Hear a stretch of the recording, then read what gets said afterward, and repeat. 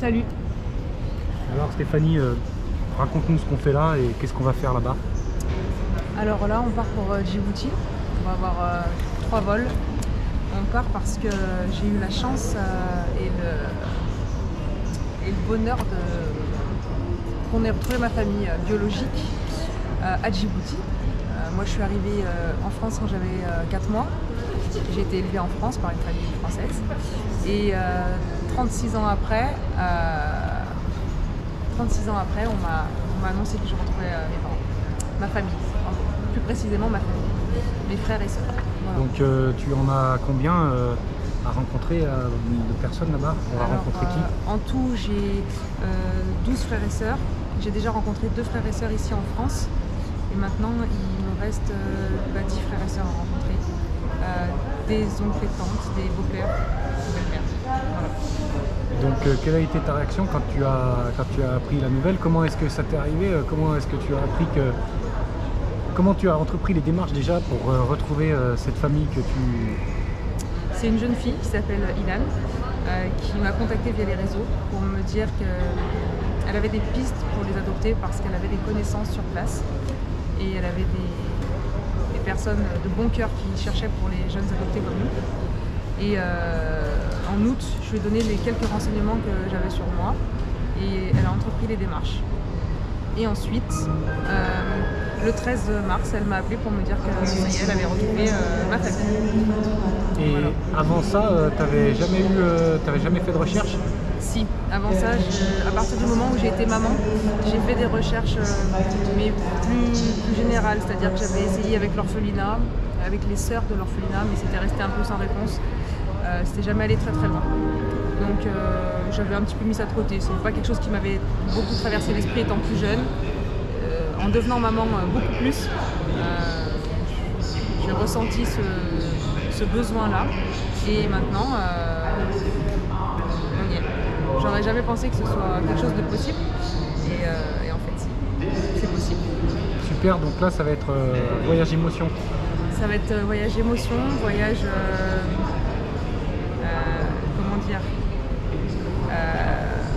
ouais, chargé en émotions, c'est ça. Ça va être je suppose que tu avais souvent imaginé quelle pourrait être ta famille là-bas. Qu'est-ce que tu avais pu imaginer et puis qu'est-ce qu'il en est depuis ce que tu as appris?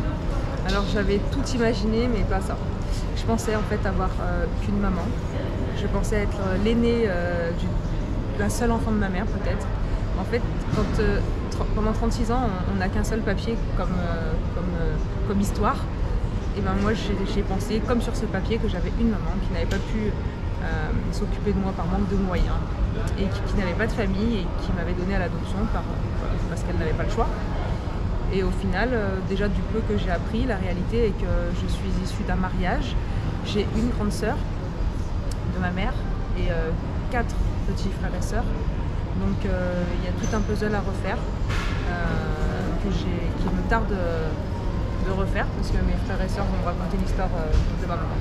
Donc tu sais que ta maman est décédée il y a quelques années? Il y a 4 ans. Quand tu as appris qu'elle était morte, je suppose que ça a dû être douloureux pour toi de... Alors j'étais un petit peu déçue, un peu triste et un peu déçue de ne pas pouvoir échanger avec elle sur tout ça.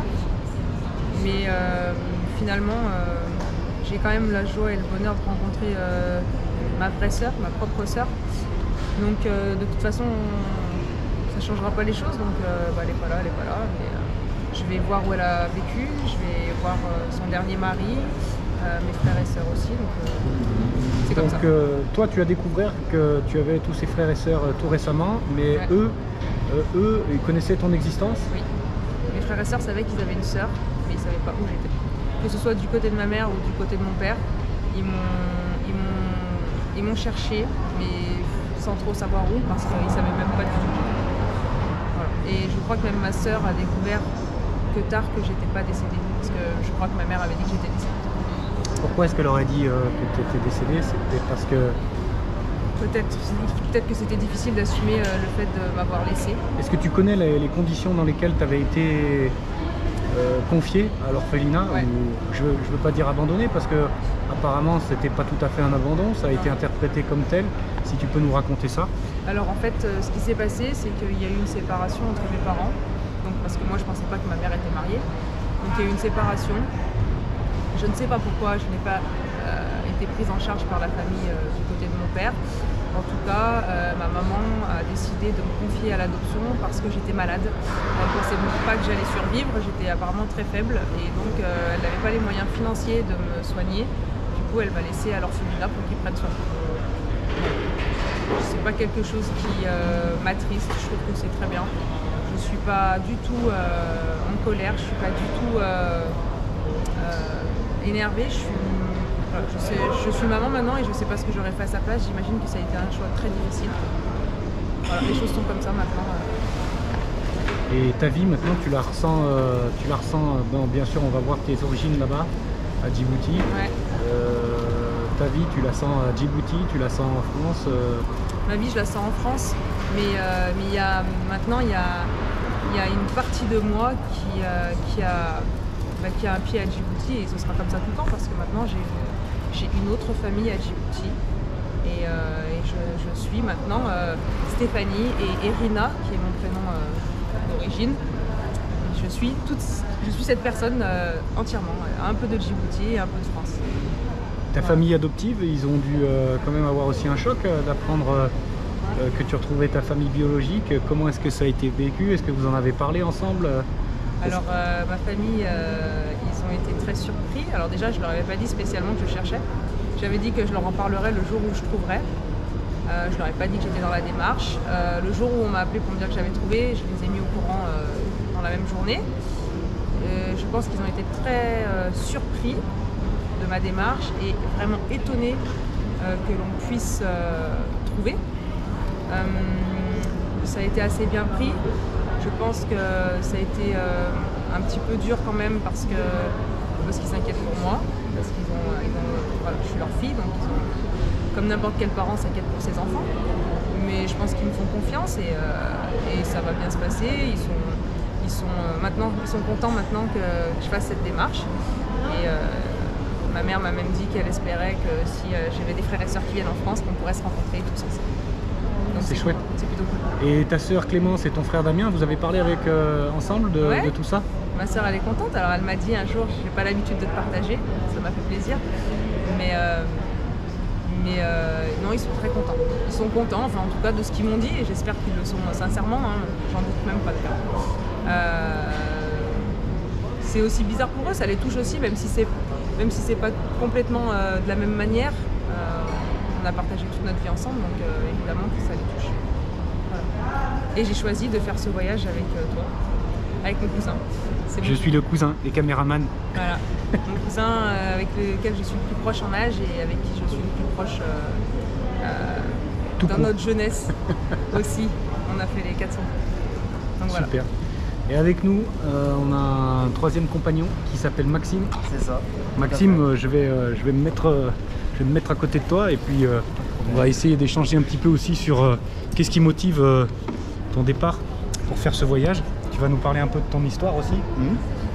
Alors moi du coup mon histoire c'est un peu comme Stéphanie, on vient tous les deux du même orphelinat en fait. Toi aussi tu as été adopté dans cet orphelinat de Djibouti. Également, voilà, tout à fait. Et donc pareil, moi j'ai une famille adoptive qui est en France et avec qui donc, ça se passe très bien aussi. Eux ils ont appris, quand j'aurais appris la nouvelle, ils savaient déjà que moi j'étais en recherche.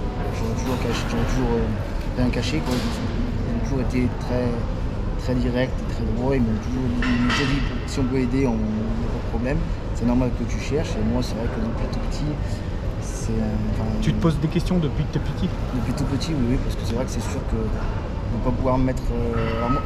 Moi, la différence de Stéphanie, c'est que moi, j'ai pas eu encore pour l'instant de certitude. Voilà.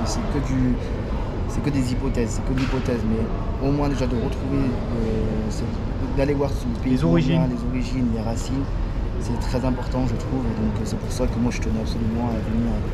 Donc tu es aussi en contact avec des gens qui pourraient potentiellement être ta famille biologique? Tout à fait, voilà, j'ai une dame là-bas qui est potentiellement peut-être ma maman, donc c'est à voir comme bon, j'ai pas d'autres infos, quoi. Je sais pas par contre moi si j'ai des frères ou des sœurs, ça j'ai pas d'infos, mais Alors Là, on va passe aller le doigt. discuter avec tous ces gens-là, on va rencontrer tous ces gens-là. C'est ça. Et puis je pense que tu as prévu de confirmer ou infirmer par Un test. un tout à fait. prélèvement ADN, ouais. Tout à fait, voilà. Moi j'en ai fait un sur les conseils de Stéphanie et de Dylan aussi. Donc c'est le même que j'ai fait que Stéphanie. Et elle m'a conseillé d'en amener un autre là-bas pour faire le test avec la personne et comparer. Toi, tu as fait un test de ton code génétique à toi. Tout à fait, voilà. Ok.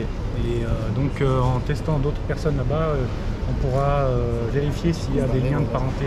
Tout à fait. Et toi Stéphanie, tu as déjà entrepris cette démarche? Moi j'avais fait un test ADN à la base pour les origines, pour connaître les origines, parce que quand nous on n'a que l'origine de la mère, on a en général sur les papiers, on n'a pas de père. Donc juste ça déjà. Et ensuite quand j'ai rencontré une de mes demi-sœurs qui vit en Belgique, j'ai fait un test de fraternité. Voilà, donc c'était nous n'avons pas la même mère et nous souhaitons savoir si nous avons le même père. Voilà, donc on a fait ce test et à 99,7%, nous sommes sœurs, demi-sœurs. Donc ça a confirmé toutes les hypothèses que t'avaient donné les gens qui avaient fait les recherches. Exactement. Et ce qui nous a permis de décider à faire ce voyage-là aujourd'hui. Exactement. Là au moins on est sûr. Voilà une petite introduction qui vous explique un petit peu pourquoi on est là tous les trois. Et la suite, on va la découvrir ensemble. C'est ça. À toutes. L'aventure commence. Ouais, c'est parti.